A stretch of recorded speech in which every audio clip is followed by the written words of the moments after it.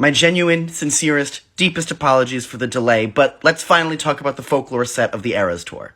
Now you can tell with the Folklore set that of the 4 albums that Taylor hadn't gotten to tour, Folklore was probably the one that she was most excited to play live for people.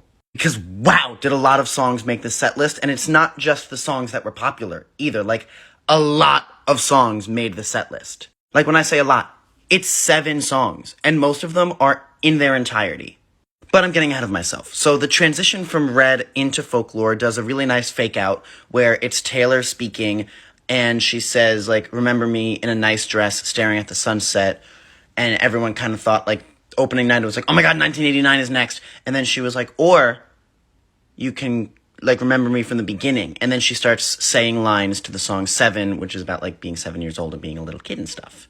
And the whole time that speech is playing, the dancers are on stage, and the Folklore cabin is slowly rising up and appearing on stage, and it's just beautiful. Like, the fact that this is an actual set piece from the Eras Tour makes my heart so incredibly happy. It's stunning. Like, the Folklore visuals are so incredible, and we'll talk about more of them in a minute.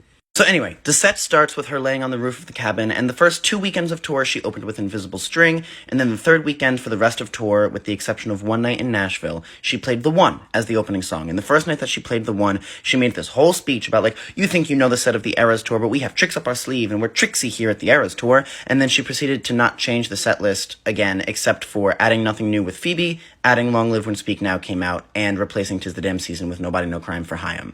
So, not sure tricksy was the word. I think the word was more, I don't want to sing Invisible String anymore.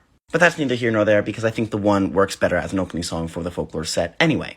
She then comes down into the cabin, gets her guitar, and she gives her speech about, like, writing folklore during the pandemic and all that stuff, and she talks about how one of her favorite things to do is womansplain to men how to apologize, and that brings us into her singing Betty. Which is great. I'm really glad that Betty made the set list. It's a great song. And then she transitions into The Last Great American Dynasty, which has no business making the set list, but I'm so glad that it did, because this is so good. The dancers all in, like, their period dresses and, like, outfits and everything. It's so wonderful. And then the one dancer who's clearly playing Rebecca Harkness, who, as Taylor gets to, like, and then it was bought by me, they nod at each other, like, acknowledging that, like, she's taking the house and continuing whatever, like, legacy she has decided to pick up from Rebecca. And then the note change on The Loudest Woman This Town Has Ever Seen is so good. Last Great American Dynasty eats. And then she plays August, and August is so good. It's so simple. And one of the best parts of the entire show is her running across the stage and stopping, and the flowiness of the Folklore dress swooping around her as she's like, back when we were still changing. It's so good. August performance, also incredible. And then August transitions into just the bridge of Illicit Affairs. Oh my god. So good.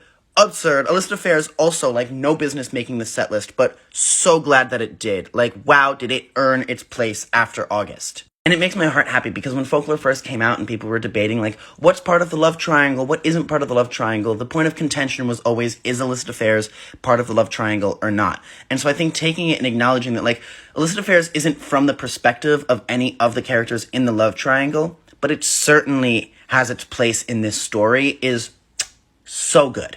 And then we get what is one of my favorite performances of the entire tour, My Tears Ricochet. It's so good. The visuals on this one, hang on. So, like, this with the whirlpool is, of course, stunning and beautiful. And also, you can see here that the dancers are all in black. Like, it's literally a funeral procession. This whole performance is a funeral procession for Taylor's past work. And it's, oh my god. And then here, this close-up on the eye, that transition into her on the floor in the black dress, like, replacing the pupil. Oh my god, the mourning of her in this black dress. This visual of her sinking down to the bottom of, like, the sea of her tears? Are you kidding me? And even here, the flames on the candles being water and tears, and, like, the fire being replaced by the tears. It's just, like, it's just beautiful and brilliant, and I love it. So yeah, needless to say, My Tears Ricochet is up there with Look What You Made Me Do for my favorite performance of the whole show. And then we transition into Cardigan, which is, of course, beautiful, very simple. She just kind of sings the song. And then that's the end of the Folklore set. Let's talk about costumes. So there are 5 different Folklore dresses, all of them beautiful in their own ways. Let's talk about them from my least favorite to my favorite. My least favorite is the white one, just because the white makes all of the detailing that is clearly there, it makes it really hard to see because the whole dress is like so white. Still beautiful, just my least favorite of the 5. Fourth place for me is the pink dress.